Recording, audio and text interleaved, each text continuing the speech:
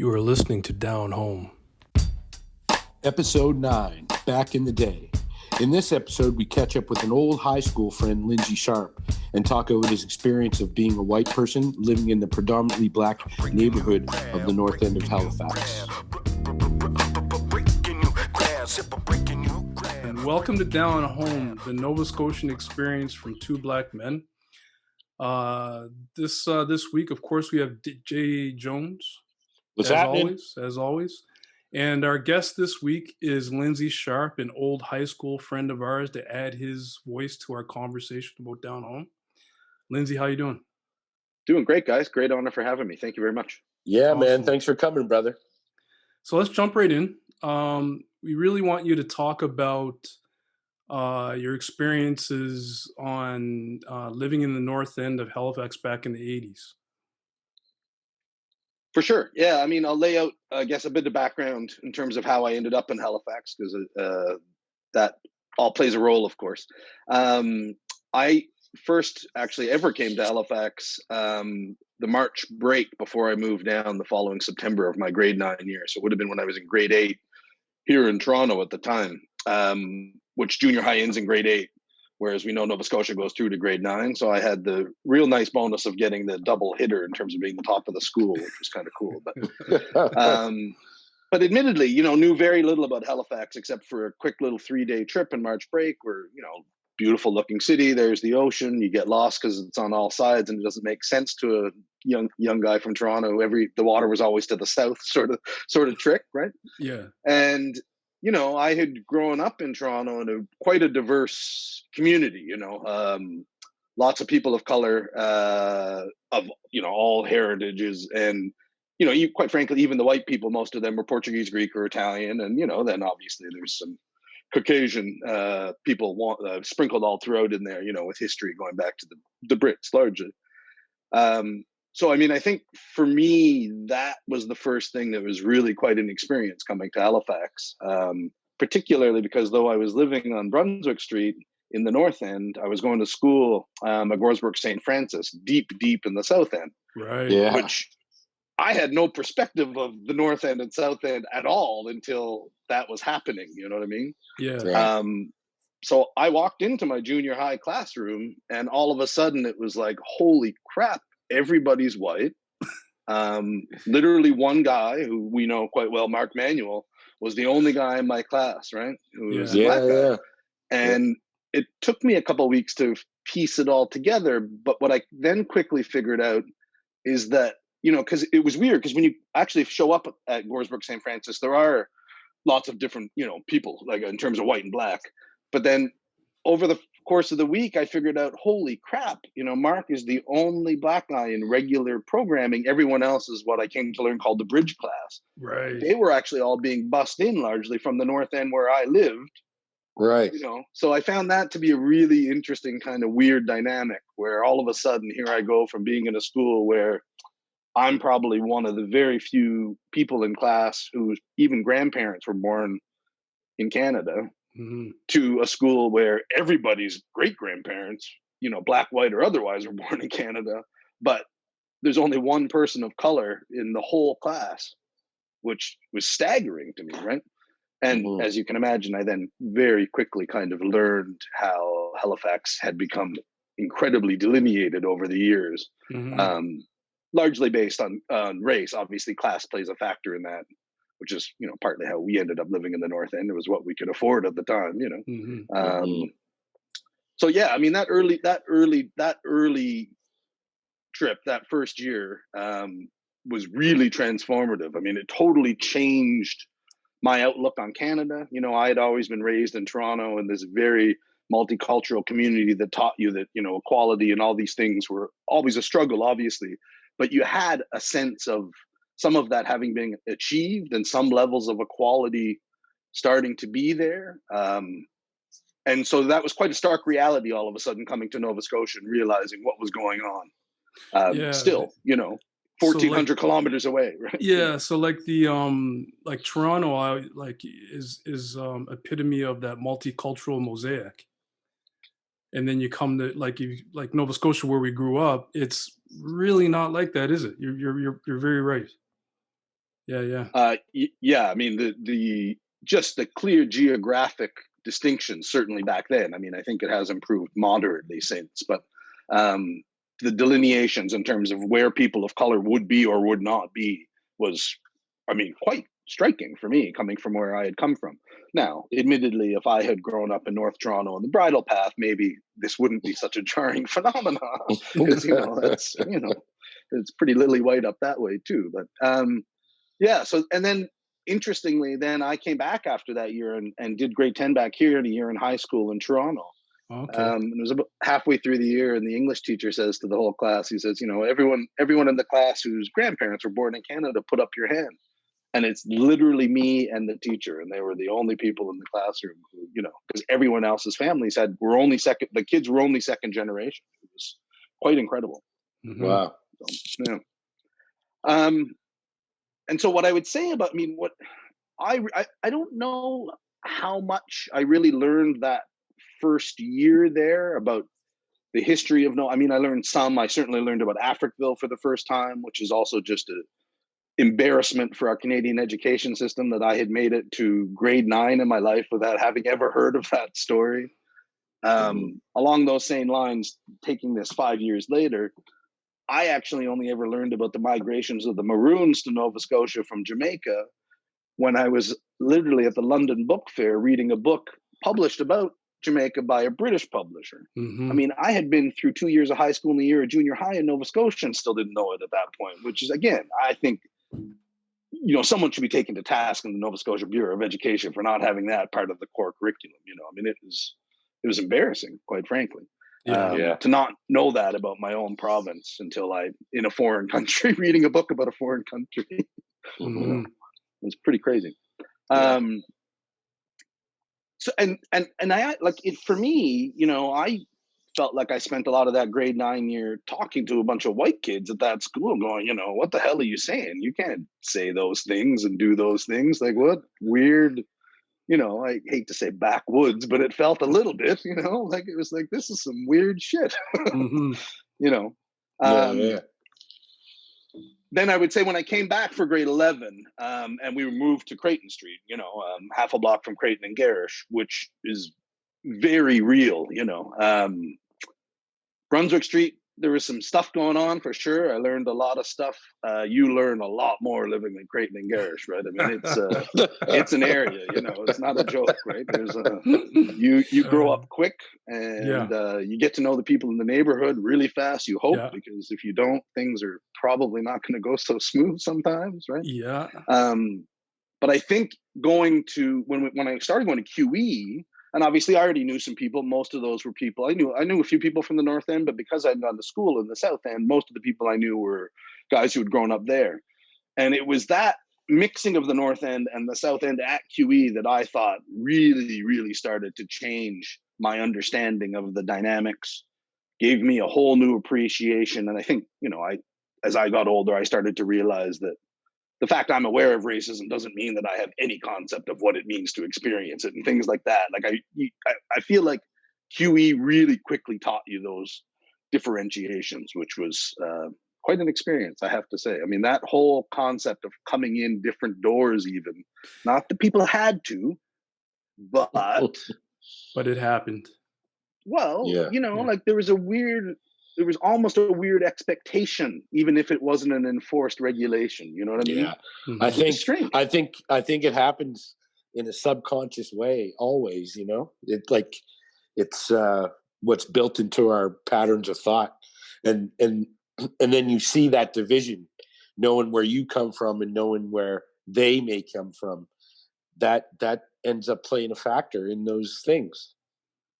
Yeah, and it felt like it was interesting, because it would have been different for you guys who were there for grade 10, but over the span of the 2 years I was there, it did feel like towards the end of grade 12, things had started to break down a little bit more in that regard. You'd tend to have a little bit more people on both sides of the building sort of thing, but it was still pretty strong by the time we left, was my feeling too. Yeah. And I should add, not just talking about Halifax along lines of racial divide and stuff like that too, that I did very, very quickly learn the pace and hospitality of Nova Scotia too, the Hmm. graciousness of individuals, the willingness to allow someone in when you're driving or walking, which for me growing up in Toronto was a completely foreign concept, Yeah. you went where you were going, no matter who was in your way sort of thing. So, that was also like, at 13 to have that total change up of atmosphere in terms of the dynamics of how people interact was pretty cool, man. Hmm. And that was incredibly formative as I started traveling around the country more and stuff like that, in terms of how I interact with other people, and I suspect and therefore receive too. Hmm. So, I think I lost contact with you after grade 12, probably most likely. Uh, what was life like after high school? How did you end up in Toronto, back in Toronto? Well, there was still a chunk after high school where I was still in the city, and that was my kind of my third living setup, where I was up on Maynard, to the south side of was it Cornwallis, right, with all the stores Right. and stuff like that. Yeah, Yeah. yeah. um, which was kind of funny, right? Because that 2.5 blocks from my dad's house on Creighton to where we all lived, just down the street from David Ida Coyote on Maynard Street, was very different, like to say the Yeah. least. It's incredible what a difference 2 blocks can make. Mhm. And that, like, then I was an adult living in the North End in the community. I still worked for my dad down on, like, we had the office down on Creighton Street by that point and stuff like that. So that was a whole different, kind of experience growing up as an adult in that community too, and like, by then I knew a lot of people and stuff like that. And then I ended up meeting my now wife one day, and through mutual friends. She was going to King's College at the time, and next thing I knew, I found myself back here in Toronto. So there I was. Yeah. Yeah. Interesting. When was the last time you were in Halifax? Yeah, I was going to say, and I sadly don't get back any, like, the first 2 years I was away, I think I was back 5 times in that 2 years. And it just seems like as time goes on, the gaps between when you can get home have been longer and longer.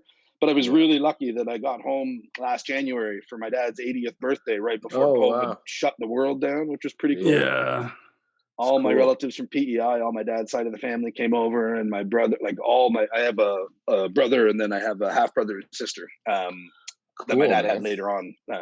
You guys probably even would have remembered my brother Jesse was like a baby when we were in high school. I would show up on Spring Garden Road and stuff with him in the stroller and weird stuff like that. But Maybe I that don't was, remember.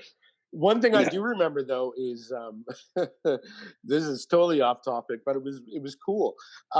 Derek and I used to often drink in your backyard when you weren't even around.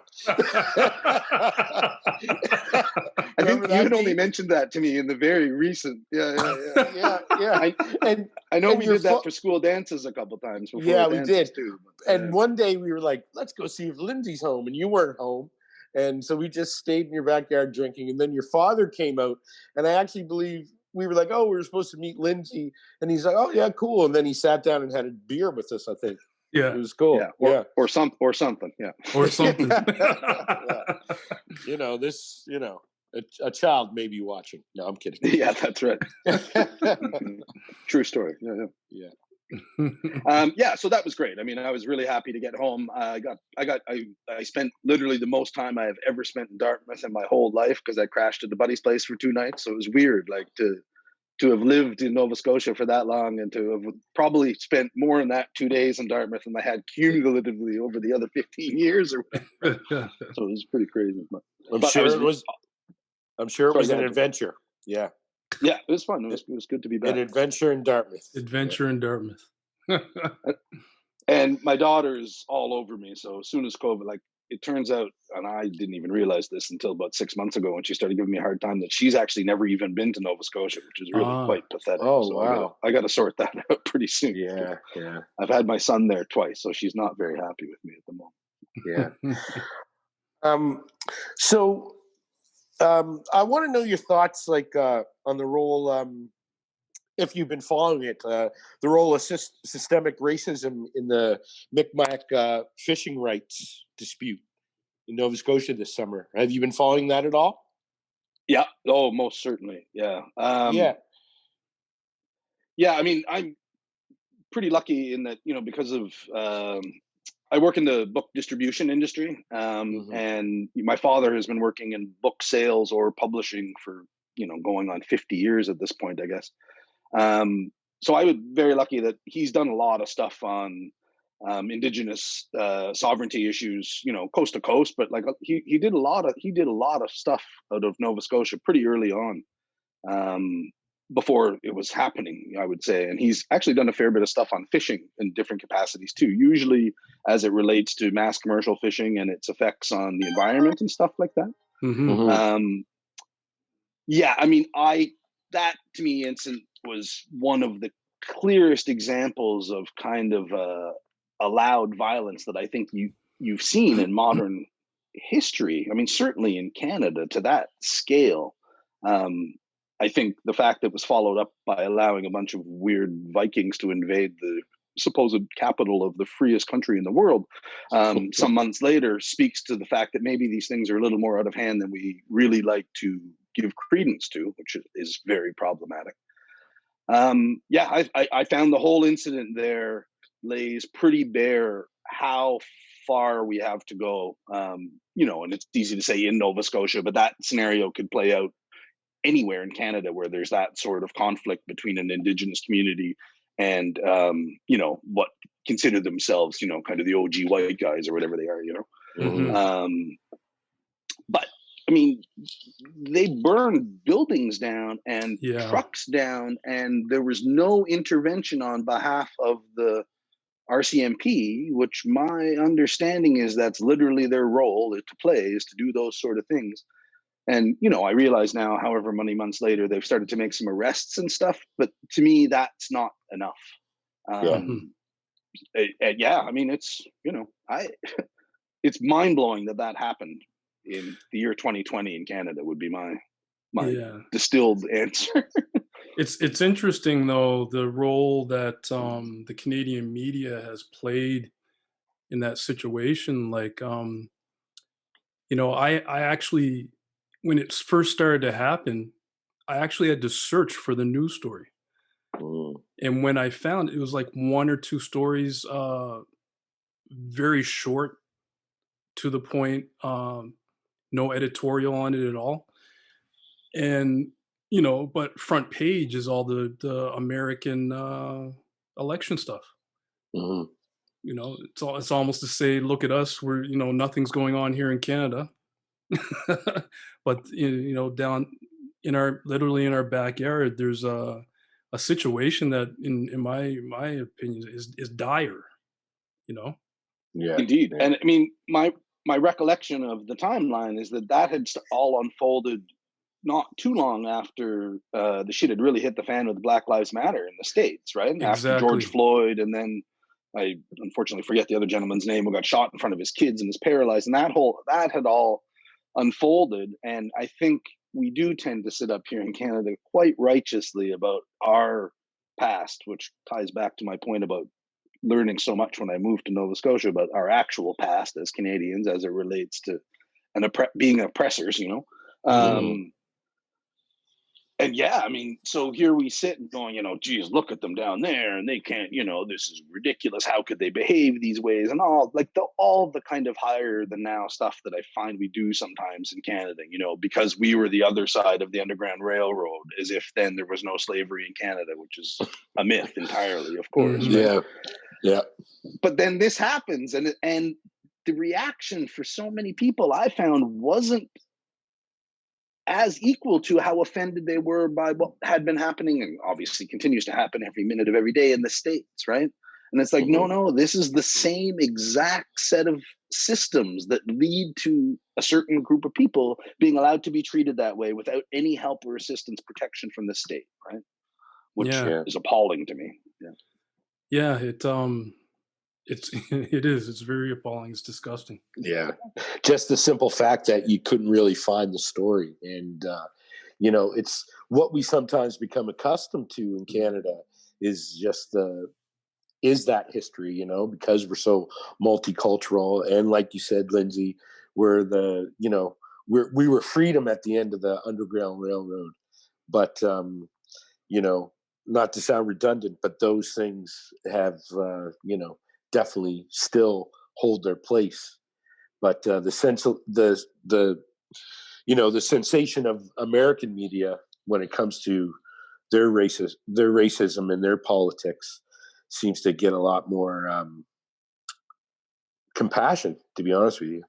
For sure. Oh yeah. Yeah. And I mean, I think that has a lot to do with the complexities of Indigenous sovereignty issues, right? I mean, it's an ongoing, incredibly problematic thing from a bureaucratic standpoint. I mean, obviously, from a human rights standpoint, it's atrocious. I mean, and the fact that we continue to have conversations about trying to develop the tar sands when I can't even give you the statistic of number of reserves don't have drinking water, right? Mm-hmm. Is staggering, and we're talking amounts of money in many situations here that are so paltry compared to what we spend, building new Navy ships and all these sort of things. You got to take care of your own people first before you start, I would argue, worrying about building Navy ships and stuff like that. But, True. who am I? I'm some guy in a basement in Toronto here.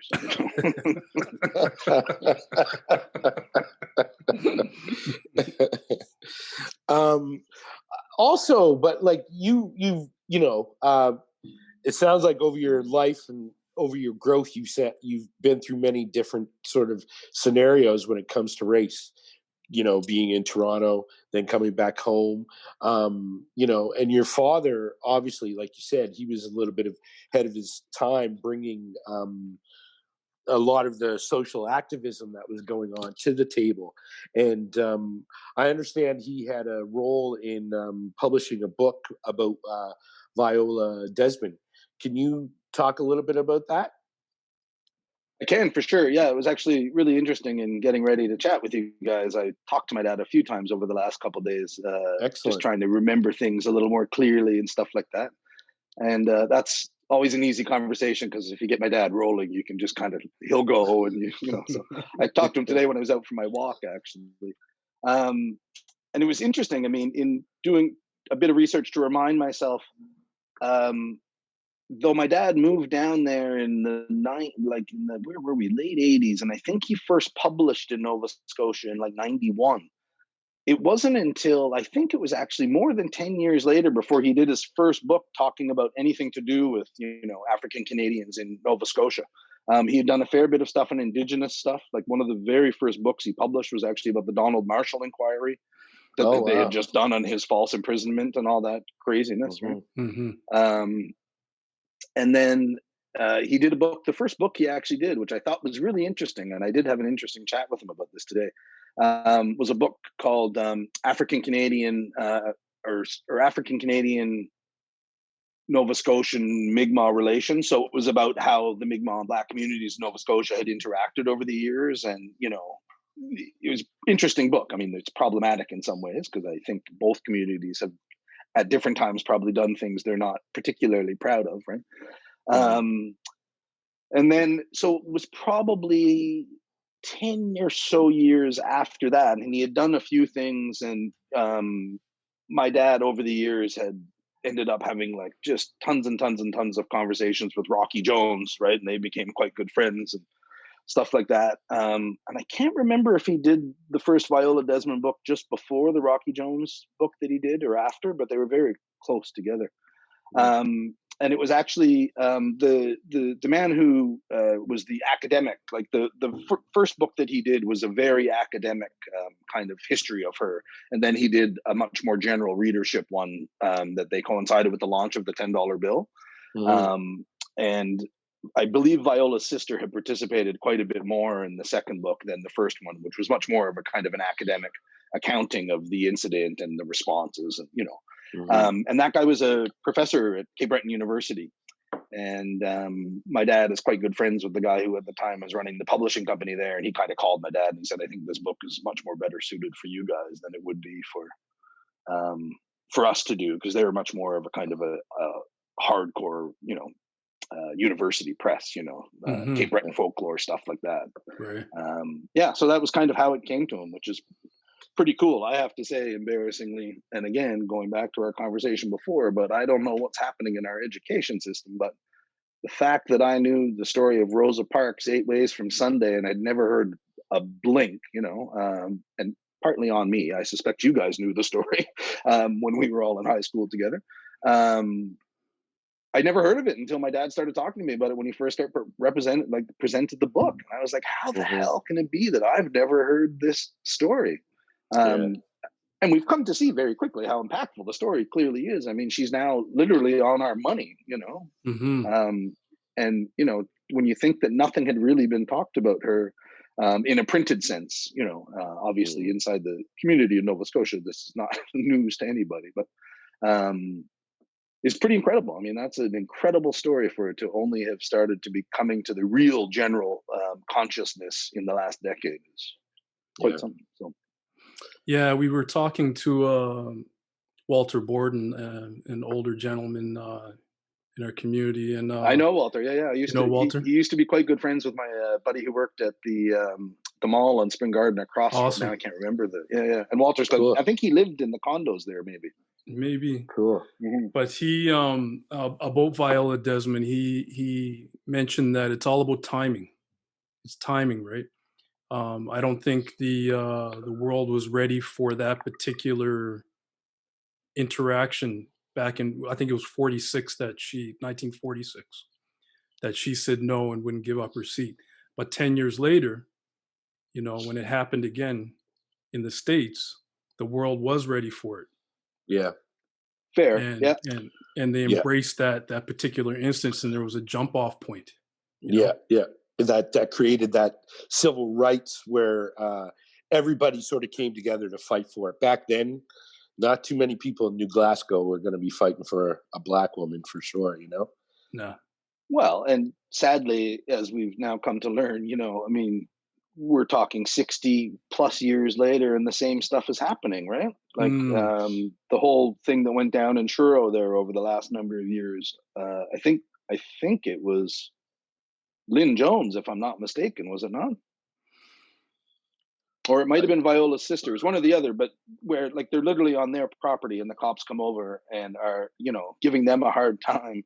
And they did manage to force the city council of Truro to officially apologize to them for not being able to stand on their own property for looking like criminals, right, in the eyes of the police, you know? Yeah. So, yeah, I mean, we had a jumping off point and a revolution of sorts, but at the end of the day, I have some real reservations about the actual change. And even though there have been some obviously dramatic changes, we had a black president and we have a black female vice president at the moment. Those are things that were unthinkable 40 years ago, right? But the reality, it feels like a lot of the time, for me looking at it, again, because it's not something I experience, it hasn't changed for people on a day-to-day basis in an awful lot of situations. Yeah, you know? very true. So, and it's interesting because a lot of the flashpoints, like George Floyd was a flashpoint for Black Lives Matter. A lot of the flashpoints that happen up here are actually ignored. Like me and Jay have been talking about the last one that I saw was Mensa, the young man that was killed by the Brampton police. And with that situation, you know, the Canadian press, they grabbed onto it. It's been a year later and there's been an inquiry. And it's been found that the Brampton police, only one officer of the three that were there talked to the inquiry, because it's in Canada. If there's an internal inquiry, the police actually can say, I'm not talking to you. They can refuse to talk to their own investigators. Yeah. Yes. Yeah, that's right. Yeah. So only one officer talked, and he told them everything that happened. And between their interaction with him on his own porch, 2 minutes passed and the gentleman was dead. Right. Yeah. So, but again, there's one story on the CBC, and the story begins, mentally ill man. You know, this poor guy obviously had a history of mental illness, but he's been defined by it all of a sudden. Inversely, when the only time you hear about mentally ill white guys is after they've done the killing. Yeah. Right? Yeah. You know what I mean? Like, like when a white guy gets killed by a cop, they would never lead with mentally ill white guy. You know what I No. mean? It's like they're trying to frame that to justify what has happened, you know? Hmm. And again, inversely, using it to defend white guys when they go out and do awful violent shit because they must have been sick. You know, everyone else is a criminal by nature, but white guys are mentally ill when they do bad shit, which Hmm. drives me bonkers to say the least. But Yeah. It's disheartening.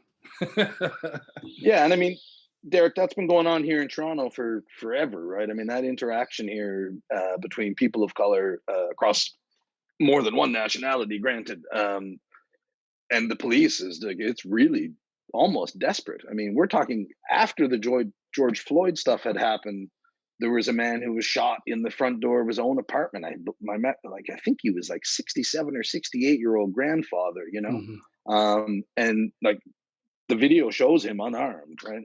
And he may well have been having a mental health crisis at the time, but then you don't send someone with a gun to interact with someone having a mental health crisis, right? Yeah. And I think we got to strip our systems down and rebuild them in terms of how we interact with the community.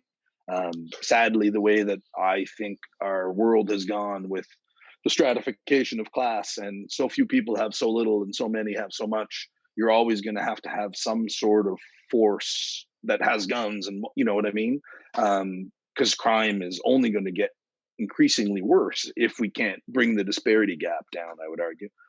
Yeah. But we just can't be having police officers acting as agents for mental health and having people dead as a result anymore. It has to stop, right? Mhm. That leads to an interesting question. What's your take on defunding the police? Yeah, I mean, I haven't put a whole lot of thought into it, truthfully, and done enough research over the last number of months as I should do. Um, I think the idea of defunding ties into what I was talking about because you're not talking about getting rid of like the idea that you abolish the police force. I don't think is feasible because I think you need something. You know, there sadly, as I said, there's a lot of bad shit that goes on, and someone's got to be out there controlling some of it, or it would all get pretty lawless, I would think. But for me, it's not. I don't know if the idea is defund rather than redistribute the funds in terms of, you know, I think that in the city of Toronto, where if I'm not mistaken, the budget for the police is $1 billion, Hmm.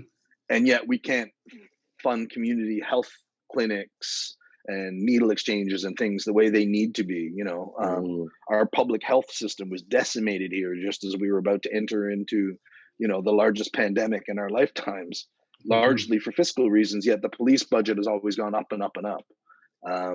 So it has to be heavily looked at.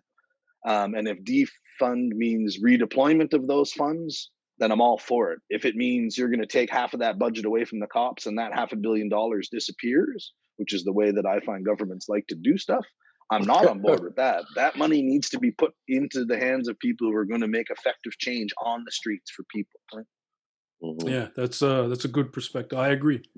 Yeah, I I agree. agree as well. There needs to be a redistribution of those funds, definitely. Yeah, yeah, yeah.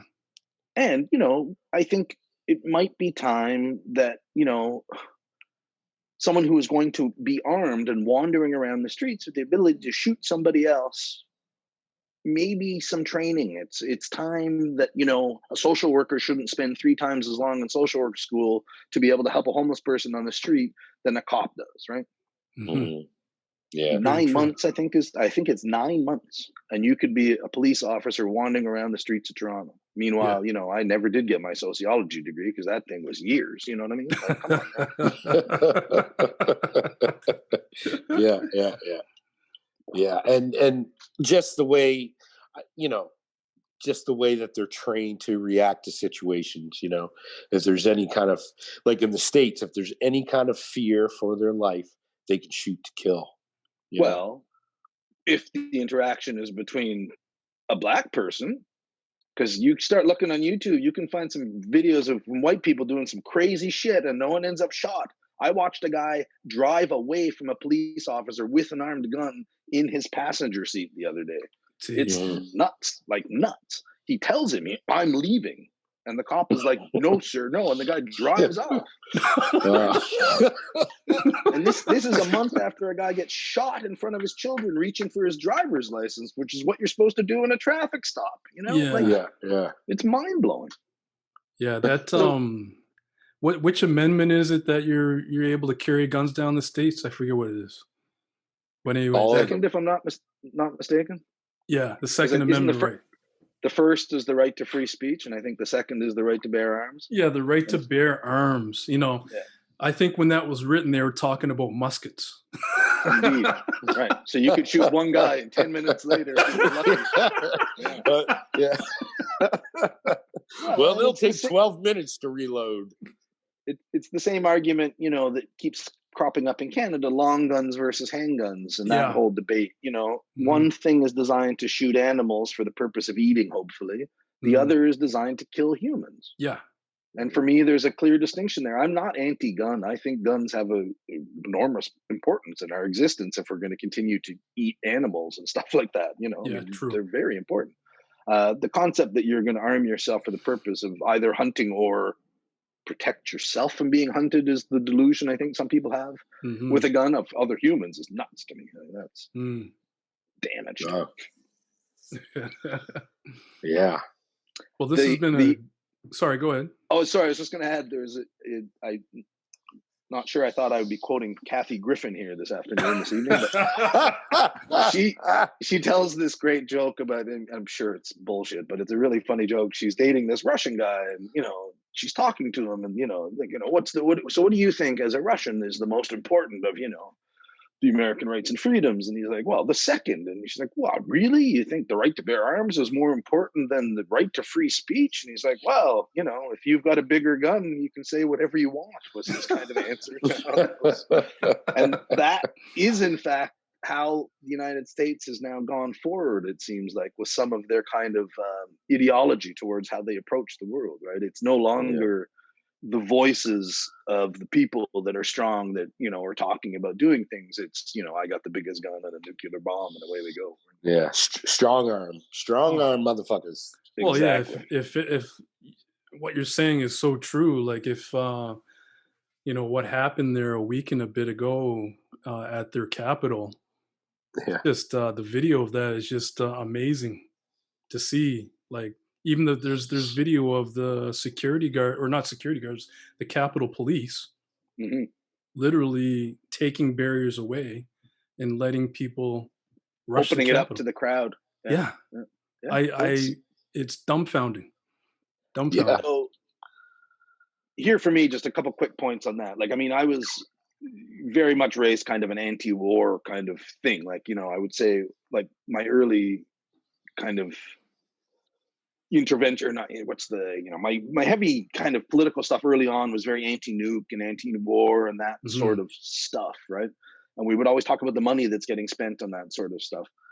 And so since I was a kid, this figure is some astronomical amount that they have spent on foreign defense. The price tag just coming out of 9/11 is trillions upon trillions upon trillions upon trillions of dollars, right? All to protect from, again, the scary dark people coming as part of the fucked up narrative there, sadly, I'm afraid to say. All that money gets spent, but then this group of people who have been openly talking about doing this on the internet for weeks are allowed to march in. And so I no longer will ever accept any arguments from people about where money is being spent. You can't justify to me that you're going to go buy 19 more nuclear submarines to defend your nation instead of feeding kids when you've allowed this to happen. Because then you're just a liar. Yeah. In my estimation. Yeah. The Canadian government is not perfect. Nowhere near perfect. But, just universal healthcare. I don't know how the Americans are so opposed to it. Like, they're the only developed nation in the world without some sort of universal healthcare. Well, and the fact that they had it and gave it away just because the guy who brought it was black, largely, from what I can tell, is insane. Right? There is that too. Like voting against your own best interests at every turn, right? Like this guy finally did something in that goddamn country, and they're pooching it. And it'll be Yeah. real. I highly doubt Biden's going to be able to bring it back because, of course, now due to COVID, that'll be the excuse to never pay for anything again, right? Yeah. Yeah, So, true. Yeah, like, yeah. it's wild, you know. It's like they Yeah. had it within their grasp. It wasn't perfect, but it was Yeah. there, and they pissed it away, you know. Yeah. Yeah. True. It's really disappointing, man. It was like it was going to be the one real big, you know, change that Obama brought, and now it's Yeah. not apparently. Yeah. Yeah, it's been stripped away completely. Yeah. Yeah. Yeah, it Indeed. was like, yeah, you're so right, man. It's like it was there. Grab onto it. But what? Yeah.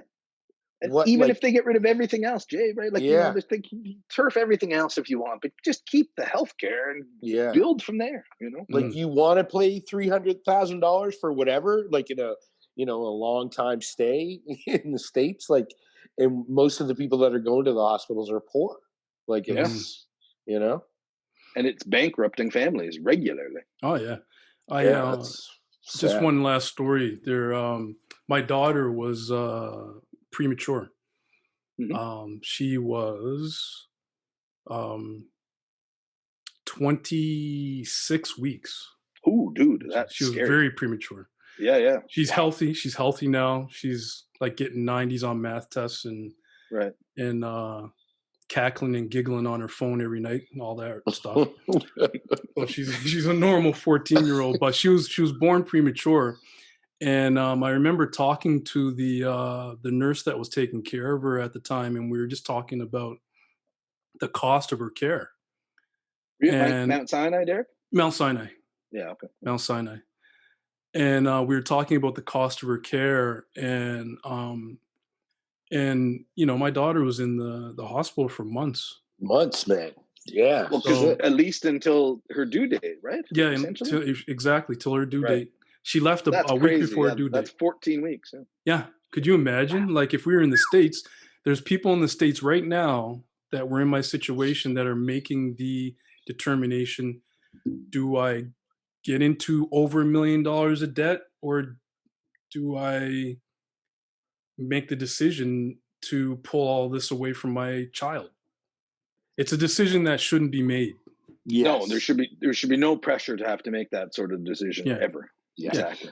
There's no Yeah. decision. Yeah. This has been a great conversation, Lindsay. Thank you very much for joining us. Yeah, it's awesome, man. We once this COVID thing's over, we gotta tip a glass, man.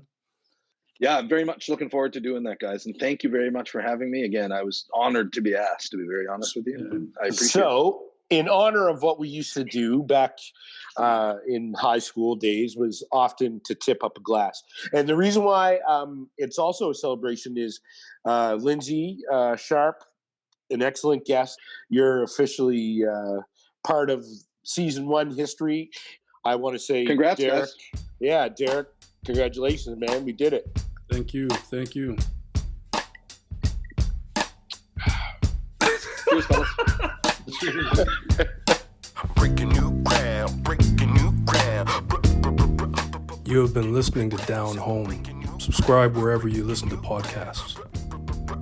Breaking new ground, simple breaking new ground, breaking new ground. The song Breaking New Ground from The Breakdown. On a high plateau, from the one down below to the future of the funk getting low.